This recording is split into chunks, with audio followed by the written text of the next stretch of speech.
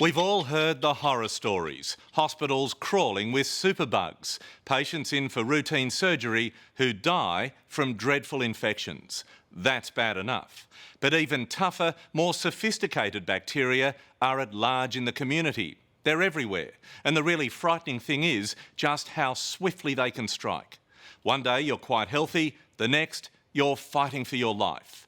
Age is no barrier. The old, the young, the very young. There's now solid research that suggests a quarter of all sudden infant deaths, SIDS, could be caused by these superbugs. And in many cases, there's nothing we can do to stop them. Dear Reese, I miss you so very much. I miss your smile, I miss your energy, and I miss your soul. I miss you. Love, Mum. They're helium balloons, we tie messages of love. Like, I continuously think about Reese. He's there. He was an extraordinary character, and his absence is extremely significant. Happy birthday, dear Reese. This would have been Reese Gray's 18th birthday. Earlier this month, Reese's mum Julie and his family were left to celebrate only the memory of this strapping young man. Over 6 foot, strong, healthy, and I think this was something that Reese always had on his side, was his health. But a little over a year ago, Reese woke up feeling like he had a slight flu. He was feeling fairly off, but said that he felt much better on the Thursday. Overnight, he got worse, and by Friday, Reese was in hospital fighting for his life. So I went to him and he said, "Mum, am I going to be all right?" And I said, "Of course you are, sweetheart. You know, I love you." I kissed him and they put him to sleep. And when I said, "Of course you are, sweetheart," I genuinely believed with every part of me that he would be okay. But he wasn't. Reese never woke up. His system had been overwhelmed, consumed by the toxic superbug at terrifying speed. We're talking about a child, a young man that was in the prime of his life. It was like a little Pac-Man, if you can think of that, just eating, and it just ate his lungs. Golden staph infections became notorious when they started taking over hospitals and places where antibiotics were overused. But the frightening new truth is that beefed up superbugs, like the one that killed Reese, are raining down on all of us, infecting people in the general community who've never been near a hospital or nursing home. How potent is that dish of bacteria? If I were to put this on your skin, probably nothing would happen, because a lot of us carry this organism on our skin or in our nose. If I injected this into your blood, you would probably get very sick and possibly die. That's stark. It's a killer. This killer is a bug known as community MRSA, and Dr. Ronan Murray, head of infectious diseases at Royal Perth Hospital, is deeply alarmed by its rapid spread into the general population. For about the past 15 years, we've been seeing more and more of these infections occurring in the community in people with no contact with hospitals whatsoever. What we can see is that this bacteria, which is a Staphylococcus aureus, is resistant to methicillin, so it's an MRSA. How can you tell it's resistant? Well, the bug grows right up to the disc here, which contains antibiotics. So that means that the bug is not killed by that antibiotic.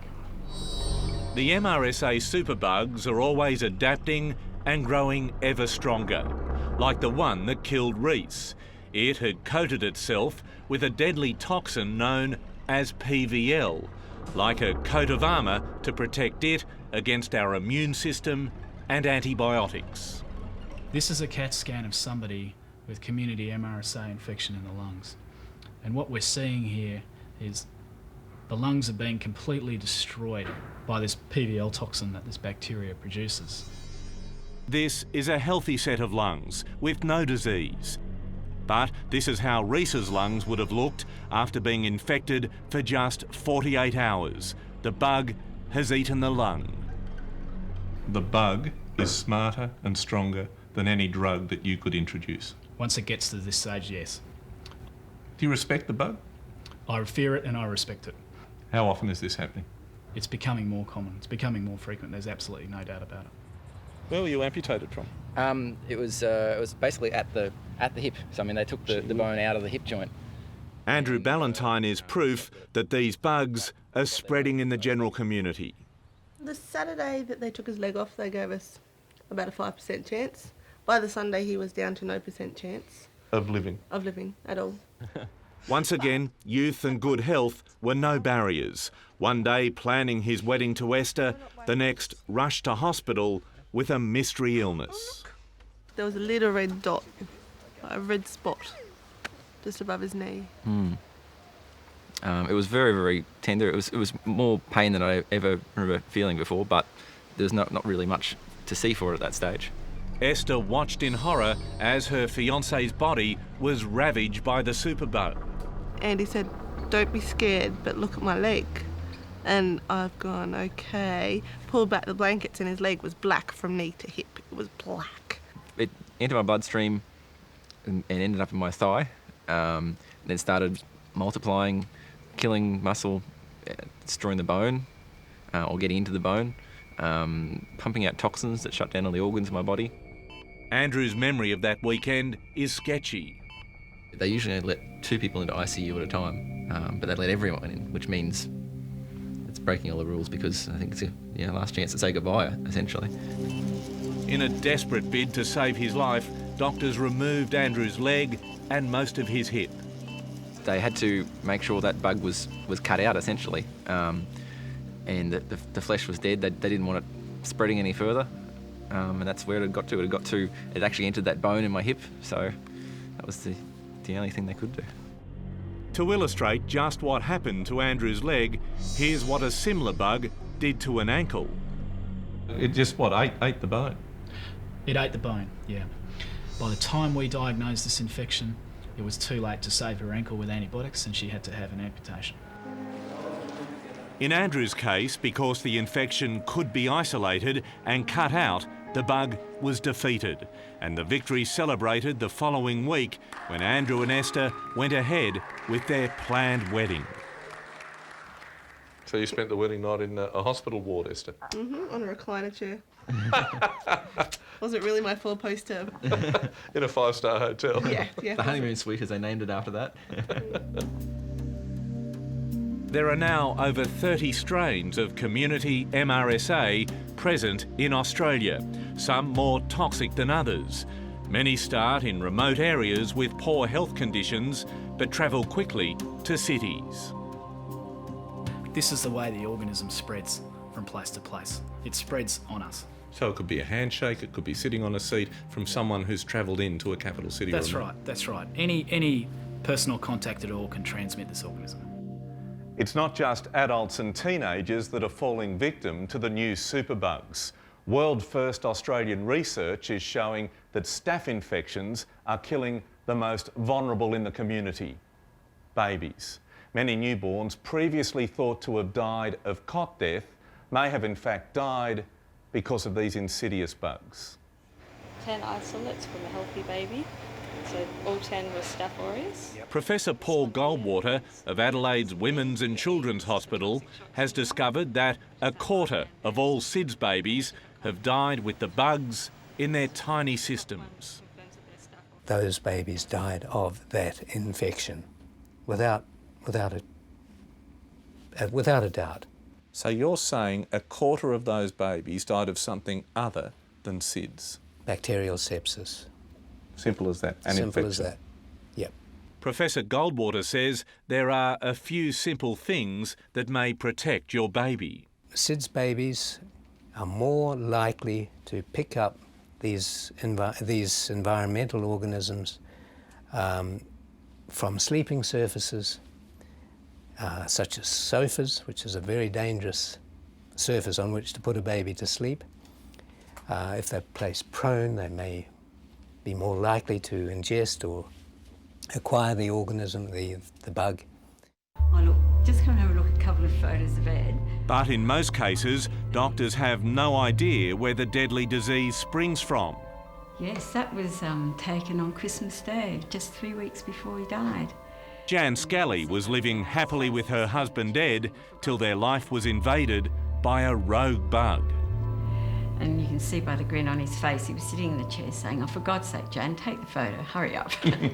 What hit Ed was the equivalent of a bacterial tsunami. He was a healthy 60-year-old with his retirement ahead.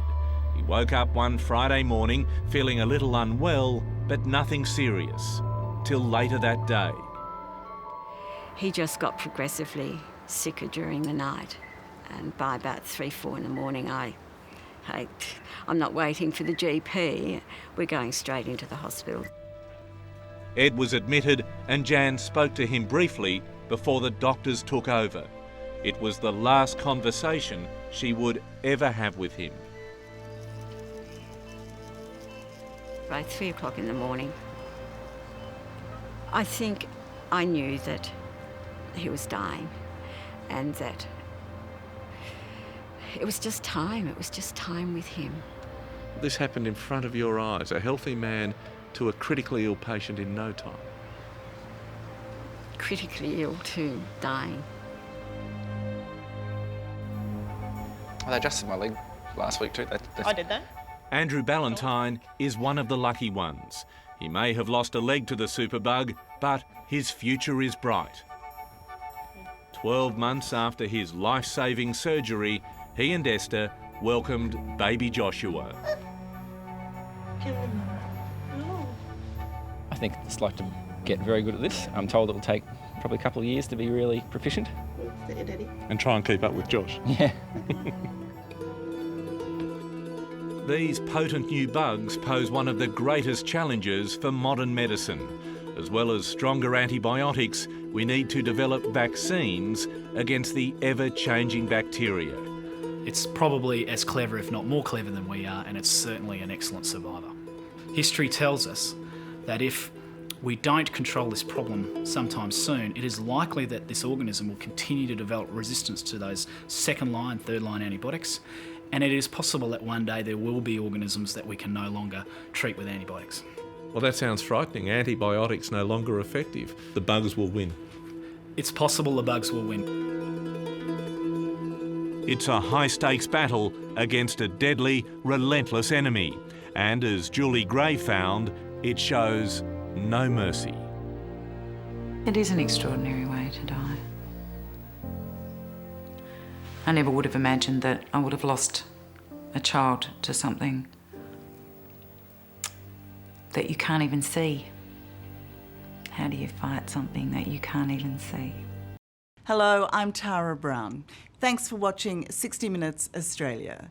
Subscribe to our channel now for brand new stories and exclusive clips every week.